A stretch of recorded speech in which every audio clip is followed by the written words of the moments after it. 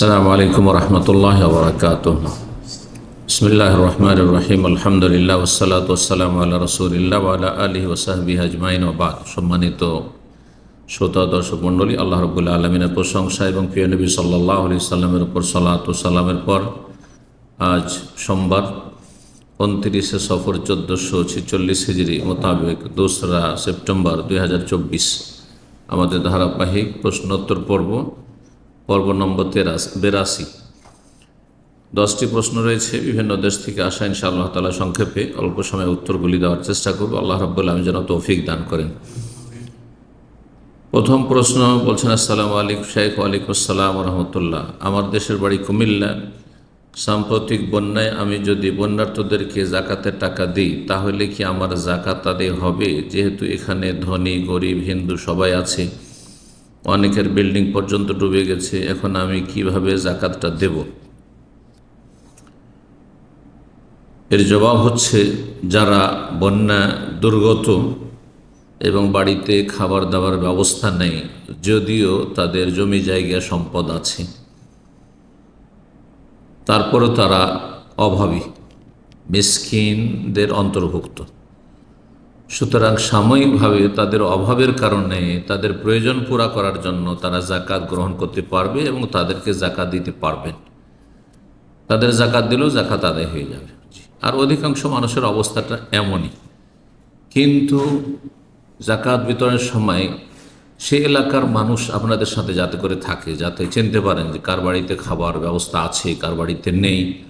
যদি কারো বাড়িতে খাবার দাবার ব্যবস্থা আছে আর তারা এমনিতে সচ্ছল, আগে থেকে তারা গরিব নয়, মিসকিন নয়, আর তাদের বাড়িতে অলরেডি খাবার দাবার আছে, অনেকের পাকা বাড়ি আছে, খাবার দাবার ব্যবস্থা আছে, শুধু চারিদিকে মাঠঘাট ডুবে আছে হয়তো, বা গ্রাম ডুবে আছে, শহর ডুবে আছে, কিন্তু বাড়িতে খাবার দাবার অভাব নেই, তাদের জন্য জাকাত তহবিল থেকে তারা নেওয়া জায়েজই নয়। এবং যদি জেনে শুনে দেন জাকাত হবে না আদায়, জাকাত দিলে জাকাত আদায় হবে না এবং তাদের জন্য জাকাত খাওয়া হারাম হবে, জায়েজ নয়। কিন্তু যেমনটা বললাম, অধিকাংশ লোক জাকাতের হকদার, এই ক্ষেত্রে জাকাত দিতে পারবেন। অমুসলিমকে জাকাত দেওয়ার বিষয়টি শুধু একটি ক্ষেত্রে, সেটা হচ্ছে তাদেরকে ইসলামের দিকে আকৃষ্ট করা।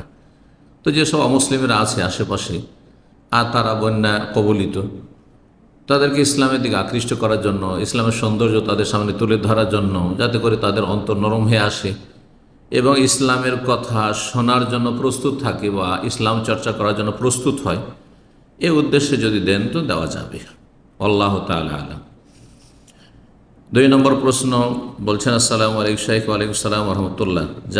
যার শেষ কথা লা ইলাহা ইল্লাল্লাহ, সে জান্নাতে প্রবেশ করবে, এর সঠিক ব্যাখ্যা কি? যেমন কেউ যদি লা ইলাহা ইল্লাল্লাহ পড়া বা কারো যদি লা ইলাহা ইল্লাল্লাহ পড়ার 2 ঘন্টা পর মৃত্যু হয়, মাঝে অন্যের সাথে কথা না বলে থাকে, বললেও আবার লা ইলাহা ইল্লাল্লাহ পড়ে নেই, তাহলে কি জান্নাতি?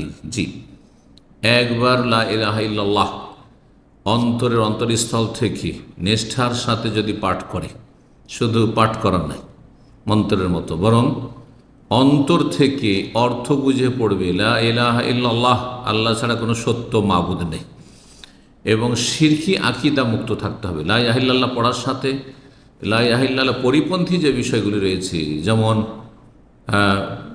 অলি আউলিয়া, মাজার, গোস, কুতুব, এসবে বিশ্বাসী হয়ে লা ইলাহা ইল্লাল্লাহ জিকির অনেকে জপে, বিদআতপন্থীরা, মাজারপন্থীরা, এই লা ইলাহা ইল্লাল্লাহ কোনো কাজে আসবে না।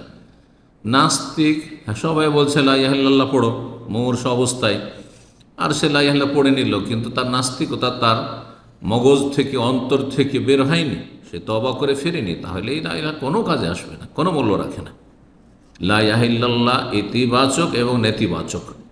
আপনি তো বলছেন যে অন্য কোনো ইলাহ নেই একমাত্র আল্লাহ ছাড়া, তাহলে আপনাকে নাস্তিকতা বর্জন করতে হবে, মাজার, দরগা দুর্গার আকীদা, গস কুতুবের শিরকি কুফরি আকীদা বর্জন করতে হবে, অন্তর থেকে সব শিরকিয়াত মুছে ফেলে তারপরে বলবেন আল্লাহ ছাড়া কোনো সত্য মাবুদ নেই।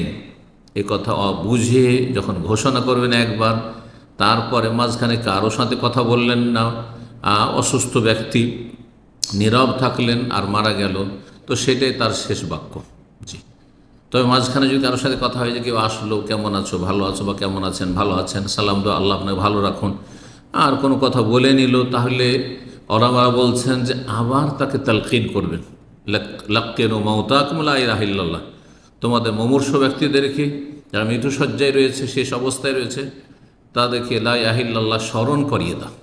তার সামনে পাঠ করতে থাকেন, তার সামনে পাঠ করতে থাকেন, বারবার করেন না, একবার, দুইবার, তিনবার পাঠ করেন, যাতে স্মরণ করিয়ে দেওয়া হয়। শুনে নিয়েছে যথেষ্ট, বিরক্ত করবেন না, কারণ অনেক সময় শয়তান সুযোগ নিতে পারে। বারবার শুধু লা ইলাহা ইল্লাল্লাহ, লা ইলাহা ইল্লাল্লাহ পড়তে আছেন, সে বিরক্ত হয়ে যদি তার বিপরীত কিছু বলে দেয়, তাহলে কুফরি কথা হয়ে যাবে। এই জন্য খুব সতর্ক, সাবধান থাকতে হবে এই ক্ষেত্রে। আল্লাহ রব্বুল আলমিন আমাদের যেন খাতেমা বিল খায়র, উত্তম সমাপ্তি দান করেন।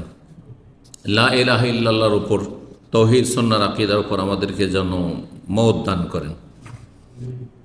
3 নম্বর প্রশ্ন বলছেন, আসসালামু আলাইকুম শেখ। ওয়ালাইকুম আসসালাম রাহমাতুল্লাহ। কোনো মসজিদে ফরজ নামাজের জামাত শুরু হওয়ার সময় ইমাম অথবা নামাজ পড়ানোর মতো কেউ না থাকলে তখন আমাকে যেতে বললে আমি কি যাব? হ্যাঁ, যাবেন অবশ্যই, কিন্তু বলছেন বিশেষ দ্রষ্টব্য, সে মসজিদে নামাজ পড়ালে নামাজ শেষ সম্মিলিত মোনাজাত করতে হবে, সেক্ষেত্রে করণীয় কি? আপনি যখনই আপনাকে লোকেরা বলছে যে নামাজটা পড়িয়ে দাও, তখন বলবেন যে আমি নামাজ পড়িয়ে দেবো, কিন্তু সালাম ফিরলে নামাজ শেষ হয়ে যায়।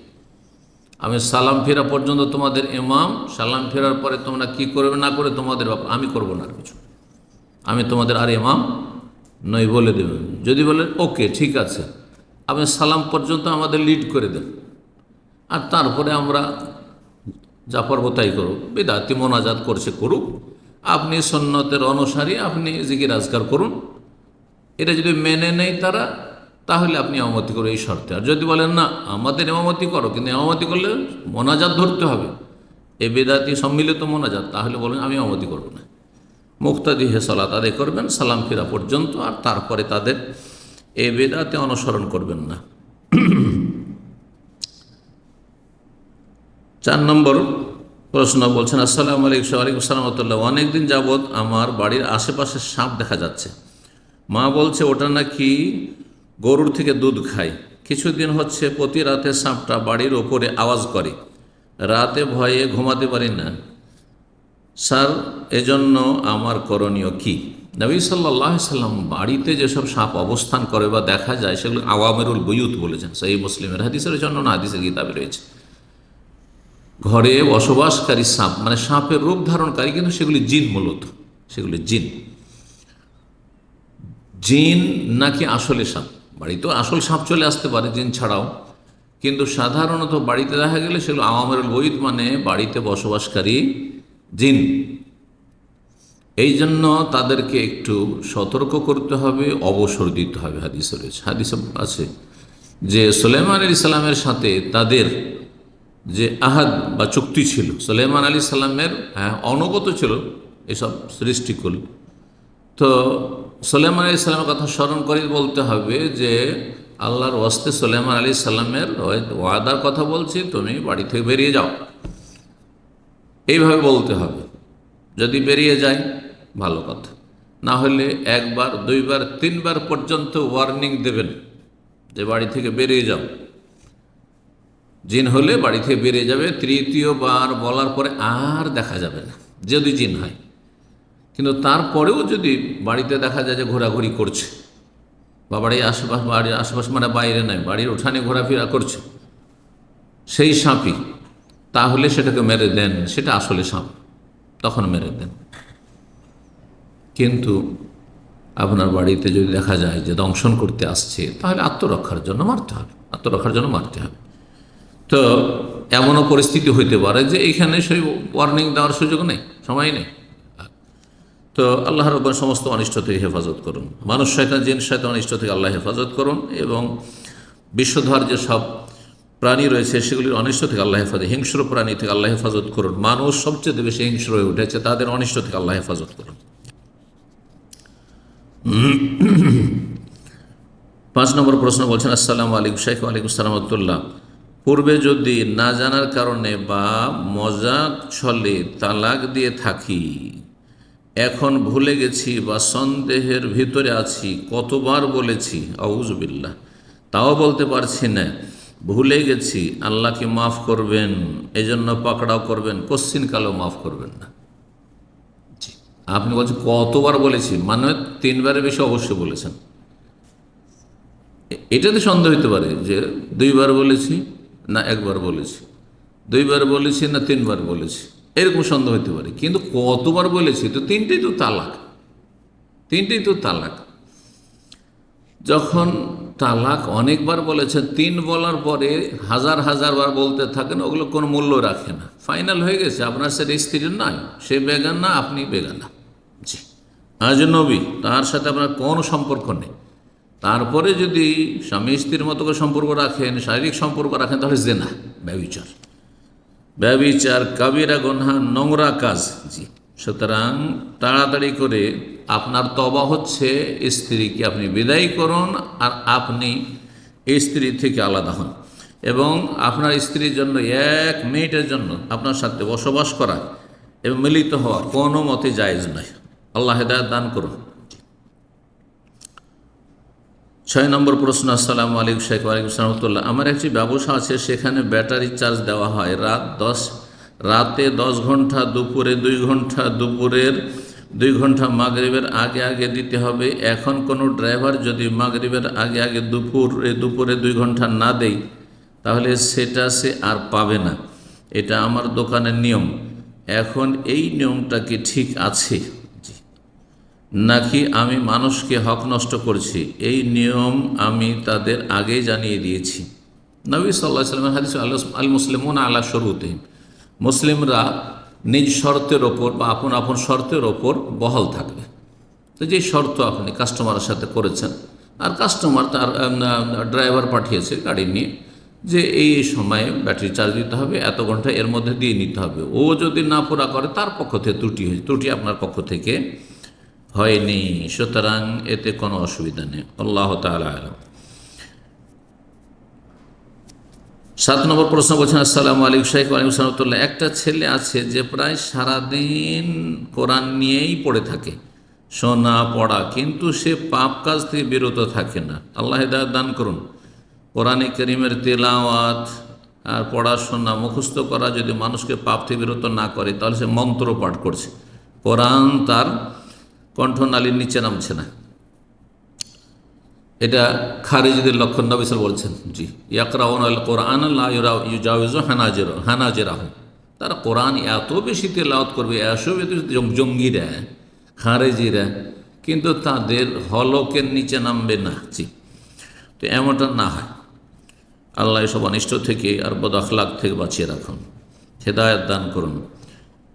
কিন্তু সে পাপ কাজ থেকে বিরত থাকে না, সলাতে খুজু নেই, কী করে বা হবে? কারণ সে আপনার ক্যাসেটের মতো, অডিও ভিডিও ক্যাসেটের মতো রেকর্ড করে রেখেছে সিনাতে, কোনো অর্থ বুঝে না। এই জন্য 1 আরব হাফেজ হচ্ছে সেম ক্যাসেটের মতো, হ্যাঁ, সিডির মতো, সিডিতে রেকর্ডিং করা আছে। কী আছে, সিডির কোনো মূল্য আছে? যে কোরআন আছে সেজন্য সিডির অনেক মূল্য? হ্যাঁ, সিডির অনেক মর্যাদা। কি মর্যাদা আছে? ঠিক ওই রকম। এই জন্য দিনের জ্ঞান অর্জন করতে হবে, কোরআনের অর্থ বুঝতে হবে, তাফসীর বুঝতে হবে। কোরআন এই জন্য নাযিল করেছেন, আল্লামাল কোরআন, কোরআন আল্লাহ তালিম দিয়েছেন, কোরআন শুধু মুখস্থ করতে বলেননি। আর রহমান আল্লামাল কোরআন, তালিম হচ্ছে অর্থসহ জানা। পৃথিবীতে কোনো পুস্তক নেই যেটা শুধু পাঠ করা হয় অর্থ না বুঝে। কোনো কিতাবের সাথে এরকম খারাপ আচরণ করেনি যা মুসলিমরা করেছে কোরআনে কারীমের সাথে। বিশেষ করে অনারব মুসলিম, এমনকি অনেক আরব কোরআন বোঝে না, মাতৃভাষায় কথা বলে কোরআন বোঝে না। আল্লাহ হিদায়াত দান করুন। না বুঝে পড়া কিতাব একমাত্র কোরআনে কারীম, এটি ভালো আচরণ নয় কোরআনে কারীমের সাথে। বলছেন যে দিনে ইলম অর্জন করে না, নামাজে অলসতা করে, আখলাক সুন্দর নয়, অথচ সে সারাদিন কোরআন নিয়েই থাকে, এই ক্ষেত্রে সে সার্বিক জীবন তাকওয়া এবং সময়ের সদ্ব্যবহার করার জন্য কিভাবে প্রস্তুতি নেবে? যেভাবে প্রস্তুতি নিতে হয়, কোরআনের অর্থ বুঝতে হবে। এইরকম হাফেজ না বানিয়ে আর বারবার করে দর না করে মাদ্রাসায় ভর্তি করে তাকে আলেম বানান, তার জন্য আপনার কি নাসিহাত থাকবে? কোরআনের অর্থ বোঝার নাসিহাত থাকবে। হ্যাঁ, কিতাবুন আনজালনাহু ইলাইকা মুবারাক, এমন কিতাব হে নবী তোমার উদ্দেশ্যে নাজিল করেছি যেটি হচ্ছে বরকতময়, সব বরকত আর বরকত। লিয়াদ্দাব্বারু আয়াতিহি, কখন বরকত হবে? যাতে করে কোরআনের আয়াতগুলি নিয়ে গভীরভাবে চিন্তা করে অধ্যয়ন করে, অর্থ বুঝলেই তো তদব্বর করবে, গৌর ফিকির করবে যে আল্লাহ কি বলছেন আমাকে, এই কথাগুলি আমাকে সম্বোধন। জালিকাল কিতাবুল আরাবী, কিতাব কোনো সন্দেহ নেই। হুদাল্লিল মুত্তাকিন, তুমি মুত্তাকি, তোমাকে হেদায়েত করবে, মুত্তাকি না হলে তোমাকে হেদায়েত করবে না। জি, আল্লাযীনা ইউমিনুনা বিল গায়ব, না দেখে বিশ্বাস করে, তুমি না দেখে বিশ্বাস করো কি না? ওয়া ইয়াকিমুস সালাতা, সালাত কায়েম করে, সালাত সোজা করে কায়েম করা। সালাত কায়েমের যে বিভিন্ন দিকগুলি রয়েছে আমার একটি আলোচনা রয়েছে, তো তাও বুঝে না পড়বেন তাহলে না ফায়দা হবে। ওই ইয়াকিমুনা সালাতা মিম্মা রাযাকনাহুম, যা রিজিক দেওয়া হয়েছে তাতে খরচ করে, একটা পয়সা খরচ করে না কৃপণ, কারণ বুঝে না কোরআন বা আমল করে না। ধর্ম ব্যবসা বানিয়েছে, শুধু ওয়াজ করে বেড়ায় আর নিজে আমল করে না। যেমন এক শ্রেণীর মিলাদির আছে, নিজের বাড়িতে মিলাদ করে না। বক্তা আছে, নিজে কোনোদিন দান খেরাত করে না, নিজে কোনোদিন মাহফিলের জন্য চাঁদা দেয় না, শুধু মাহফিল থেকে চাঁদাই হাসিল করে, টাকাই হাসিল করে। জি, এমনটা হইলে হবে না। আল্লাহ রাব্বুল সবাইকে আমল করার জন্য নির্দেশ দিয়েছেন, সবাইকে তার ইবাদত বন্দেগীর জন্য সৃষ্টি করেছেন। জি, বলছেন যে বিশেষ করে এলেম অর্জনে তার প্রচুর অনীহা। মাইয়ুরিদিল্লাহু বিহি খায়রান ইউফাক্কিহু, আল্লাহ যার সাথে ভালাই চাইবেন, কল্যাণ চাইবেন, তাকে দিনের জ্ঞান দেবেন। বলেন যে তাকে কোরআন হাফেজ বানাবেন, তাকে দিনের ফিকহ দেবেন, বুঝ দেবেন, দিন বুঝবে। যে যত বেশি দিন ইসলাম বুঝে, আল্লাহর বিধান, যে আল্লাহ এবং রসুলের যে বিধান, নবী সাল্লাল্লাহু আলাইহি ওয়াসাল্লাম যা ছেড়ে গেছেন, ওহির বিধানটা কি, যে যত বেশি বুঝবে, জানতে হবে তাকে আল্লাহ তত বেশি ভালোবেসেছে, তত বেশি তার আল্লাহ মঙ্গল চেয়েছেন, কল্যাণ চেয়েছেন। মাইয়ুরিদিল্লাহু বিহি খায়রান ইউফাক্কিহু, আল্লাহ তাদের দলে যেন আমাদের শামিল করেন। আল্লাহ ফাক্কিহনা ফিদ্দিন। 8 নম্বর প্রশ্ন। আসসালামু আলাইকুম শাইখ, আমার একটা প্রশ্ন আছে। সদ্য জন্ম নেওয়া বাচ্চা মারা গেলে তার মা বাবা যদি ঈমানদার না হয়, তাহলে কি সেই বাচ্চাগুলো তাদের বাবা মাকে জান্নাতে নিয়ে যেতে পারবে? জান্নাত কি নিজের ঘর? যে বেঈমান বলছেন ঈমানদারি নয় জান্নাতে নিয়ে যাবে? জান্নাতে যাওয়ার জন্য প্রথম শর্ত হচ্ছে ঈমান। আর যার ঈমানদার নয় মানে ঈমানই নেই, নাস্তিক, ঈমান নেই, মুশরিক, মাজার পূজারি, ঈমান নেই, যে বলে আল্লাহ নিরাকার, তার ঈমান নেই, এই ভ্রান্ত ঈমান, তার ঈমান নয়। জি, যে 5 ওয়াক্ত নামাজ একেবারে পড়ে না, তার ঈমান নেই। যে পাপকে পাপই মনে করে না, একটুও তার মানে অনুশোচনা হয় না, তার ঈমান নেই। কিন্তু যদি ফাসেক হয়, ঈমানদার নয় মানে সে কাফের, কিন্তু ফাসেক, পাপিষ্ট, বিভিন্ন পাপ করছে কিন্তু আল্লাহর ভয় আছে, সালাত আদায় করছে, কিন্তু বিভিন্ন পাপ, বিভিন্ন হারাম খাচ্ছে বা হারাম দেখছে, হারাম করছে, ফাসেক, গুনাহগার, তো তার জন্য সুপারিশ হতে পারে, নিশ্চিত নাই তার জন্য সুপারিশ। আম্বিয়া রসুলগণের সুপারিশ ক্ষেত্রে নিশ্চিত নয় যে আমার আপনার জন্য সুপারিশ হবে, বাধাগ্রস্ত হইতে পারে, কিন্তু সুপারিশের আশা আছে। ঠিক তেমনই ছেলে যদি নাবালক অবস্থায় মারা যায়, বাবা মায়ের জন্য সুপারিশ কখন? শর্তের সাথে, ঈমান প্রথম শর্ত। লা ইয়াদখুলুল জান্নাতা ইল্লা নাফসুন মুসলিমাতুন, নবী সাল্লাল্লাহু আলাইহি ওয়াসাল্লাম বলছেন জান্নাতে একমাত্র ঈমানদার মুমিন মুসলিম ব্যক্তি ছাড়া কেউ যাবে না। ইন্নাল্লাহ হারামাল জান্নাতা আল কাফিরিন, কাফের ও জান্নাতকে আল্লাহ হারাম করেছেন। তো যে ব্যক্তি ঈমানদার নয় তার জন্য বাবা মা কেন, আম্বিয়া রাসূলগণ সুপারিশ করবেন না। ফামা তারফাউ শাফাআতুশ শাফিঈন, কোন সুপারিশকারী সুপারিশ কাজে আসবেন না। ইব্রাহিম আলাইহিস সালাম, হাদিস সহিহ বুখারীতে রয়েছে, আল্লাহ এর চেয়ে বড় লাঞ্ছনা আর অপমাননা কি হতে পারে, আর অপমান কি হতে পারে, যে আমার চোখের সামনে আমার আব্বা জাহান্নামে যাচ্ছে। আল্লাহ শুনবেন? আল্লাহ না, মোটেই শুনবেন না। তুমি একটু নিচের দিকে তাকাও, একটা নিকৃষ্ট জীবে পরিণত করে, রূপান্তরিত করে দেবে আল্লাহ ইব্রাহিম বাবা আজরকে, তারপর তার চোখের সামনে জাহান্নামে ফেলে দেওয়া হবে। ইব্রাহিম খলিলুল্লাহর সুপারিশ কবুল হয়নি, নবী সাল্লাল্লাহু আলাইহি ওয়াসাল্লামের সুপারিশ তার আত্মীয় স্বজনদের ক্ষেত্রে কবুল হয়নি, আর হবে না। সুতরাং কাফের জন্য কখনো সুপারিশ নেই। আল্লাহ রাব্বুল সুপারিশ না করেছেন কাফের মুশরিকদের ক্ষেত্রে, আর মুমিন মুসলিমদের ক্ষেত্রে সুপারিশকে করেছেন। ওয়ালা ইয়াশফাউনা ইল্লা লিমান ইরতাদা, যার সম্পর্কে আল্লাহ পছন্দ করবেন যে সুপারিশ করতে পারো, অনুমতি আছে, ইল্লা বিইজনিহি, আয়াতুল কুরসিতে অনুমতি ক্রমে। আর বিনা পারমিশনে সেখানে গায়ের জোর কারো চলবে না, একমাত্র রব্বুল আলামিন সার্বভৌমত্বের মালিক, সব কিছুর মালিক, একক মালিক হাসরের মাঠে। 9 নম্বর প্রশ্ন বলছেন, আসসালামু আলাইকুম শেখ। ওয়ালাইকুম সালাম রহমতুল্লাহ। আমার প্রশ্ন হলো, কোনো মহিলা কি নবজাতক শিশুর কানে আজান দিতে পারে? প্রথম কথা, আজানের বিষয়টি একামতের বিষয় অত্যন্ত দুর্বল বা জালের কাছাকাছি হাদিস। আজানের বিষয়ের হাদিস অনেক ওলামাদের কাছে জয়ীফ। এই জন্য সৌদি আরবে আজানের গুরুত্বও নেই আর আমলও নেই। কিন্তু ইমাম ইবনুল কাইয়িম রাহিমাহুল্লাহ আরও বেশ কিছু অনেক ওলামার আহলে হাদিস ওলামারা বলেছেন যে একটা শিশু মাতৃগর্ভ থেকে পৃথিবীতে আসছে, দুনিয়ার চেহারা প্রথম দেখছে, দুনিয়ায় সে নেমে আসছে, তখন প্রথম তার কানে যদি আল্লাহর নাম যায় সেটা তার ঈমানদার হওয়ার জন্য সহযোগী হবে। প্রথম দুনিয়ার হইচই না শুনে আর আজে বাজে কথা না শুনে প্রথম কি শুনবে? আল্লাহর নাম শুনবে। এই হিকমা রয়েছে। সুতরাং আজান দেওয়া যেতে পারে। আর আজান দেওয়ার ক্ষেত্রে আজান এই মসজিদের আজানের মতো চিৎকার করে আজান নেই। আমাদের দেশে ছোটোকালে দেখতাম হঠাৎ করে নামাজের টাইম নেই, এমন আজান শুরু হয়েছে। কোন নামাজের আজান হইল? সকাল 9টা 10টাতে আজান হচ্ছে, রাত্রি 12টা 1টাতে আজান হচ্ছে। কিসের আজান? বলছে অমুকের বাড়ি ছেলে হয়েছে সেই জন্য আজান। দেখলে বেদাতি কাজ, এ হচ্ছে বেদাতি কাজ। ঝড় তুফানে আজান আর আজান, ওই বেদাতি আজান। বেরেলবিতে আর এক আজান হচ্ছে কবরে দাফন করার পর আজান, বেদাতি আজান। তো বেদাতি আজান এগুলো। আর আজান কানে দেবে, কানে যাতে করে বাচ্চাটার আওয়াজ পৌঁছে। আর এই জন্য মহিলাও দিতে পারবে আর পুরুষও দিতে পারবে। কিন্তু নামাজি মানুষ আজান দিবে। বেনামাজির আজান দিয়ে কী ফায়দা হবে?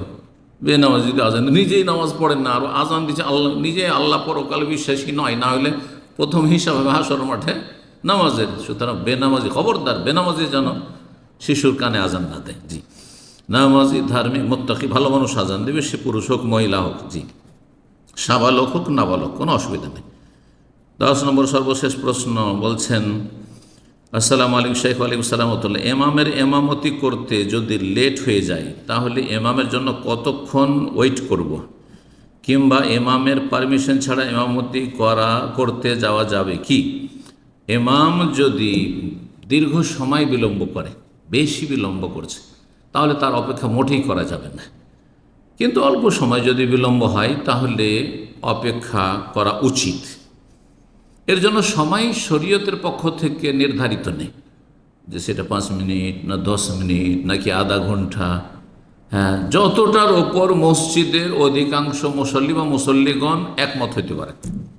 জামাতুল মসজিদের মুসল্লিগণ যদি একটা আলোচনা করে নেবেন, ইমামকে সাথে নিয়ে আলোচনা করে নেবেন যে ইমাম সাহেব যদি না আসেন কোনো ওয়াক্তে, তাহলে তার জন্য আমরা কত মিনিট অপেক্ষা করব। যেখানে সরকার নিয়ন্ত্রণ করা মসজিদগুলি ইমাম মুয়াজ্জিনকে নিয়ন্ত্রণ করে, সেখানে এটা হওয়া উচিত যে আলোচনা সাপেক্ষে, যার উপরে ইত্তেফাক হয়, আল মুসলিমুন আলা শুরুতিহিম, যেই কন্ডিশন হয়ে যায় সবাই মিলে ইত্তেফাক হয়েছে যে আমরা 10 মিনিট না হয় 15 মিনিট পর্যন্ত অপেক্ষা করি ইমাম সাহেবের জন্য, এটা কারোর জন্য কষ্টকর নয়, তাহলে অসুবিধা নেই। কিন্তু সাধারণত আজকাল মানুষ ব্যস্ত, সুতরাং 15 মিনিট অনেক বেশি, তাহলে সেটা 3-4 মিনিট থেকে 10 মিনিট পর্যন্ত করলে ভালো, কারোর জন্য বেশি অসুবিধার কারণ হবে না।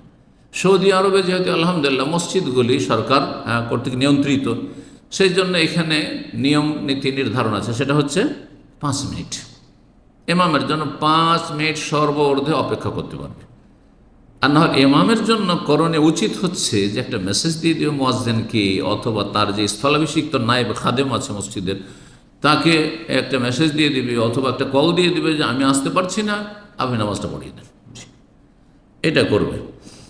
আর এই ক্ষেত্রে শরীয়তে সময় সীমা নির্ধারিত করা কিছু নেই। আর ইমামের পারমিশন ছাড়া নামাজ পড়তে হবে। ইমাম যদি অবহেলা করে, ইমাম ঠিক টাইমে আসছেন না, তাহলে অবশ্যই বিনা পারমিশনের নামাজ শুরু করতে পারবে, কোনো অসুবিধা নেই।